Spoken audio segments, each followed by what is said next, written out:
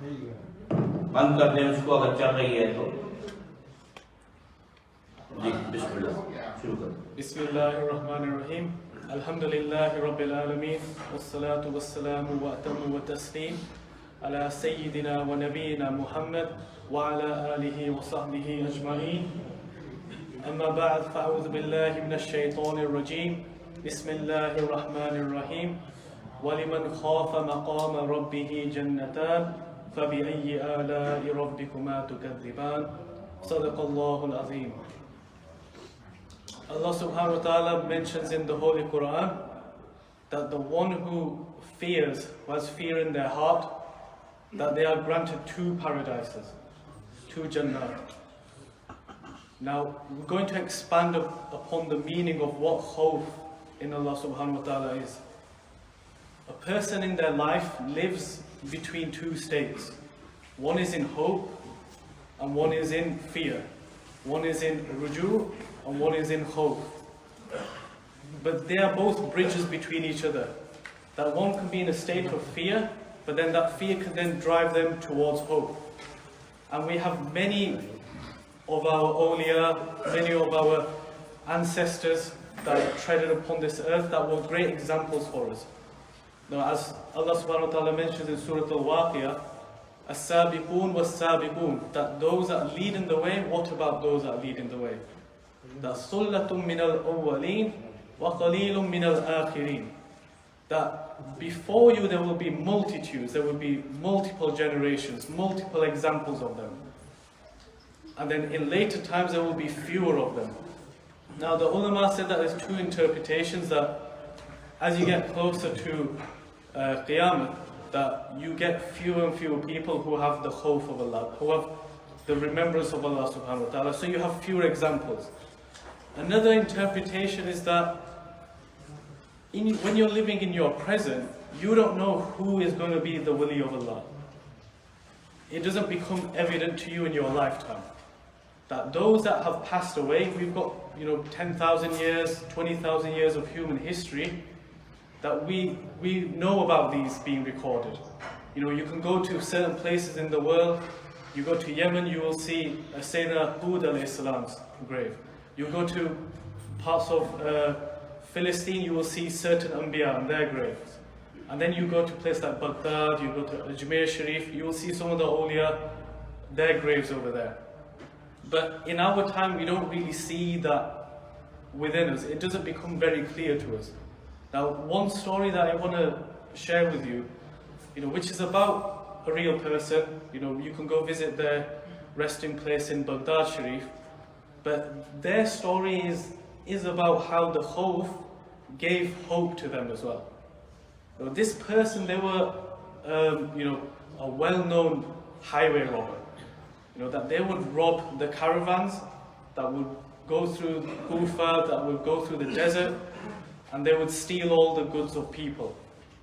But this person and their group, one time they were stealing from the caravan, and someone was reciting from the Quran, أَلَمْ يَأْنِ لِلَّذِينَ آمَنُوا أَن تَخْشَعَ قُلُوبُهُمْ لِذِكْرِ اللَّهِ وَمَا نَزَلَ مِنَ الْحَقِّ.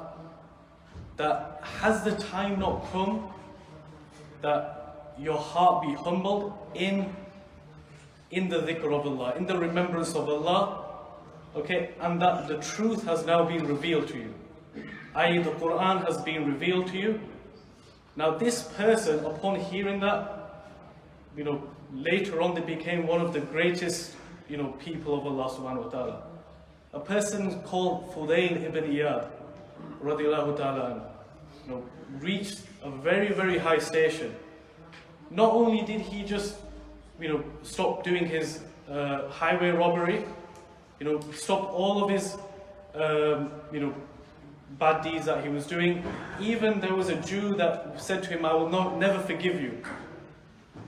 Until, the Jew built a massive pile of dirt, put concrete around it, and said, until that pile of dirt and concrete is not scattered, I will never forgive you.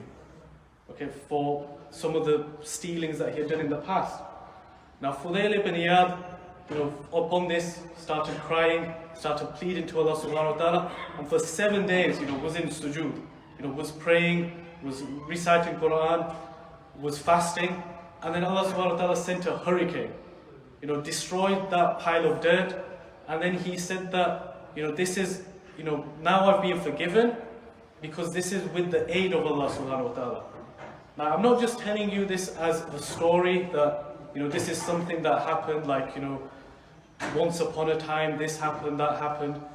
This was a real person that treaded upon this earth. Now, Fudail ibn Iyad, later on, he became the teacher of many other great awliya. Ibrahim ibn Adham, Bishr al-Hafi, Safi al-Saqati, radiyallahu ta'ala anhum, that he became the teacher of all of these, that then also called the people to Allah subhanahu wa ta'ala. So from his khawf, from the beginning, from fearing Allah subhanahu wa ta'ala, he then was able to bring hope to others. And later on, when he went to go make the pilgrimage, the Hajj to Mecca, he then was taught by one of the greatest teachers, the great Imam Abu Hanifa, radiallahu ta'ala. May Allah subhanahu wa ta'ala be pleased with him. So the message for brothers and sisters is that the khawf in Allah subhanahu wa ta'ala is a way in attaining hope as well. Now, one of the signs of our time is that people have lost hope in Allah subhanahu wa ta'ala. But that's because they've lost also the fear in Allah subhanahu wa ta'ala. And that the Rasul sallallahu alayhi wa sallam, when he sent Mu'adh ibn Jabal to Yemen, he said, "Ittaqillah haythuma kunt." That fear Allah, have taqwa, have consciousness of Allah wherever you are. And then he said, وَأَتْبَعِ السَّيِّئَةَ الْحَسَنَةَ تَمْهُهَا. That if you do a wrong deed, replace it with a good deed. وَخَالِقُ النَّاسَ بِخُلُقٍ حُسْنٍ. That treat other people with good character. That fearing Allah is also having good nature towards others.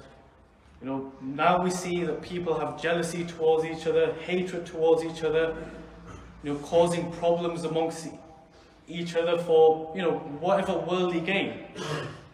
But, the first revelation was Iqra bismi rabbika alladhi khalaq. Last night, or any odd night that we've gone through could have been Laylatul Qadr. But then Allah subhanahu wa ta'ala sends the last revelation from Surah Al-Baqarah, وَاتَّقُوا يَوْمًا تُرْجَعُونَ فِيهِ إِلَى اللَّهِ. That have consciousness in Allah, that you will be returning to Him. ثُمَّ تُوَفَّى كُلُّ نَفْسٍ مَا كَسَبَتْ وَهُمْ لَا يُظْلَمُونَ. That death is something that will stop all wrongdoings that you do, and it will be basically the seal between this life and the next life. So death is something that should be on our minds all the time, and that is with that we have this hope in Allah subhanahu wa ta'ala, we have this fear in Allah subhanahu wa ta'ala. But that is not to say that, when we tell young children that Allah subhanahu wa ta'ala is going to, now it's a bit like beat you, scare, do all these things to scare them, just tell them that Allah subhanahu wa ta'ala is not going to be pleased with your actions. But for us, that this khawf in Allah subhanahu wa ta'ala is our way of attaining hope, is our way of retaining the ruju of Allah subhanahu wa ta'ala. May Allah subhanahu wa ta'ala give us the ability to be from the people of the Quran. May Allah subhanahu wa ta'ala make us to be from the people of taqwa, from the people of maghfirah, and that in this madrasa of Ramadan, in this month of Ramadan, that we have gained this tarbiyah. Now, one of the things that I want to just end on is that in the month of Ramadan, we've not been eating as much throughout the day. This goes to show that, ourselves as human beings, we are reliant. Okay, we feel that we are reliant on certain needs. But when we put away things like food, water, we feel much lighter spiritually. We feel much reflective. We contemplate upon more things. That there are things in this dunya that will basically fill you up, but then they will make you lose foresight. They will make you lose sight of what is to come, which is the hereafter. وصلى الله على سيدنا محمد وعلى آله وصحبه أجمعين.